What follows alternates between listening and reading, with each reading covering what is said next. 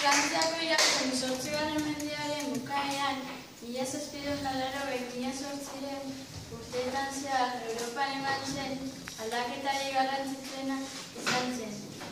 Orain dela 250 urte hain zuzen ere. Garai hartako gizartea hiru taldetan zegoen banatu. Nobleak, kleroak, apaisak, erlijioak, nekazariak eta langileak. Antolaketa injustua zen, zeren eta erregeak eta apaisak nekazariengandik bizi ziren. Hauek nekazarien zergak ordaintzen zizkieten. Beraien lanaren 10%. Eta erregeek ez zuten lanik egiten. Orduan, kazetari batzuk egunkarietan erregeen injustiziaz idazten hasi ziren. Erregeek pasta jaten zituzten bitartean, herritarrek gozea pasatzen zuten. Honen aurrean herritarrak erregeekin haserretu eta beraien kontra borroka bat egin zuten. Frantziako iraultza deritzona. Borroka honetan erregeen sistema injusta edo monarkiak heldu nahi zuten jengo eta republika ezarri nahi zuten. Gizartea herritarren ordezkariek gobernatuko zutelarik. Adibidez, gaur egun Elgeibaren ez dago erregerik. Gure herriaren agintari nagusi alkatea da, herritarrek aukeratu baitute. 18. mendearen bukaeran, Europan herriaren asko egiteko ziren. Errusia, Inglaterra, Frantzia eta Austria adibidez. Frantzian eta Austria Europako bi erreinu garrantzitsu ziren, eta beti gerran zeuden. Orduan beraien artean ondo konpontzeko bi herrietako printzesa eta printzesak ezkonduarazi zituzten. Frantziako Luis eta Austriako Maria Antonieta. 15 urte bestelarik ez zituzten. Ezkontza interes politikoengatik izan zen, eta ez elkar maite zuterako. Hasiera batean Luis Amasi eta Maria Antonieta ezkondu ziren.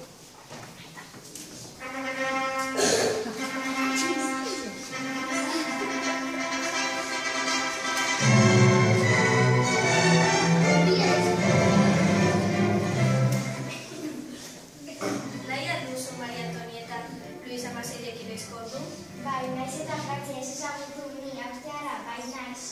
Eta zu, Luis Amasei, nahi alduzu Maria Antonietarekin bizitza osoa pasatzea? Bai.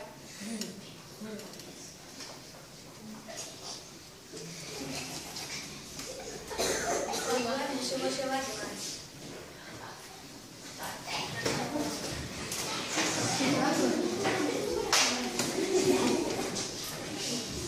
Zazpi urte pasatu zirenean Maria Teresa jarri zen.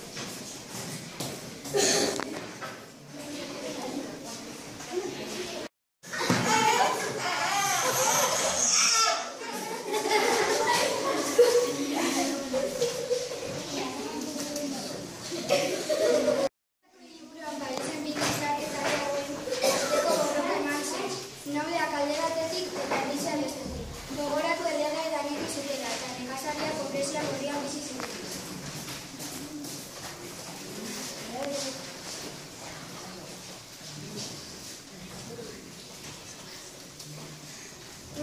Zer gozi bat daude pastela. Ez da blau ez ez jarriko. Eta gainera ez dakagu. Bai, begira, buelmen bosa pasatzen eta beragien, diru bat egiten bastantzen.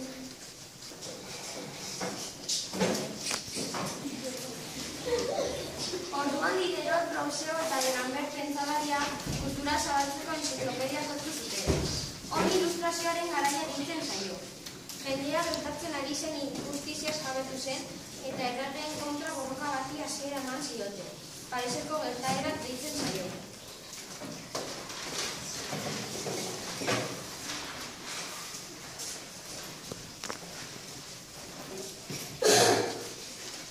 Injustizia hau zabaldu behar dugu, erregea gure kontura daude eta.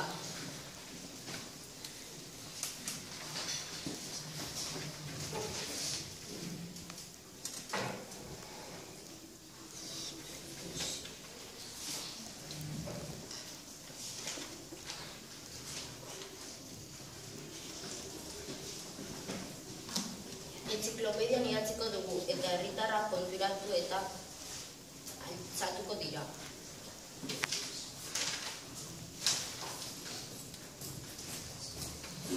Orduan Raúl Maratek aldizkari bat sortu zuen, Leaní tu Poble harriaren lagun.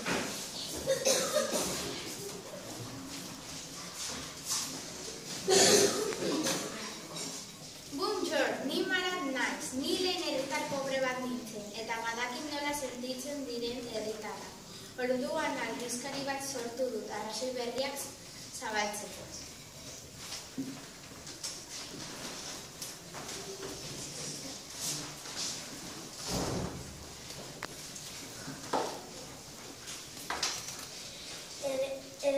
Erregetzaren injustizia eta nekazarien bizi baldintza kaskarrak salatzeko artikuluak idatzi eta entziklopedian argitaratuko ditu. Horrela, jendeak jakingo du herritarrek beti gozea pasatzen ari direla, eta noble erregeek janari alperik botatzen dutela.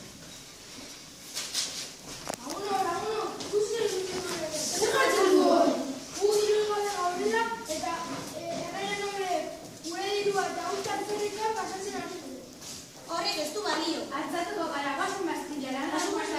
Hori da.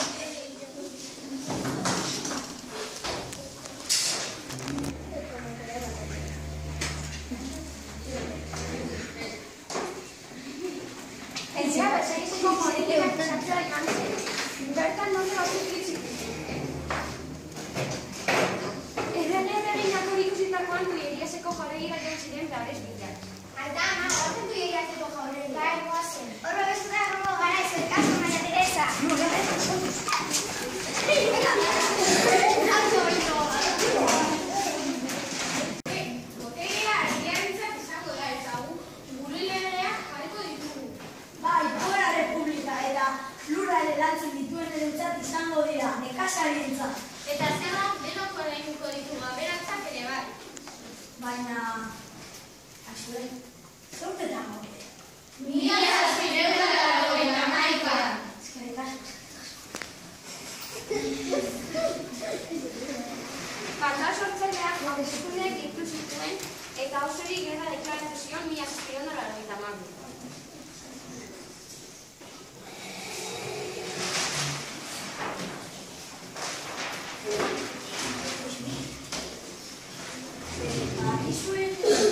Zergaitik deklaratu diogun Austriaren gerra. Maiortzen da Austriara zen, eta bereek Frantzia baino jarrera handiagoa zuten. Orduan, guk bere atakatzea beldurra genien. Orduan, azkarrak izan ginen eta lehenengo atakatu genuen.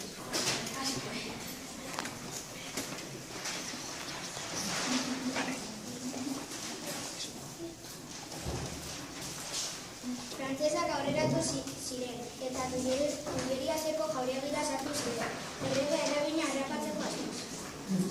Nora joango gara, frantsesak datozenak. Goazen azterniak naiz eta, bai, gehiago daukat. Ezan, herritarrek osatutu eta aurrera lasori gabe pasatuko dugu muga. Bai.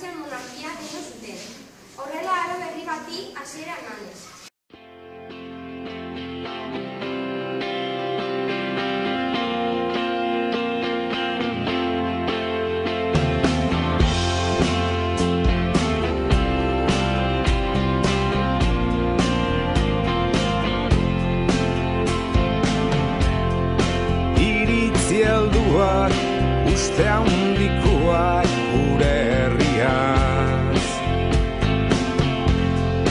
Goiz eta arrats berriketan gure herriaz.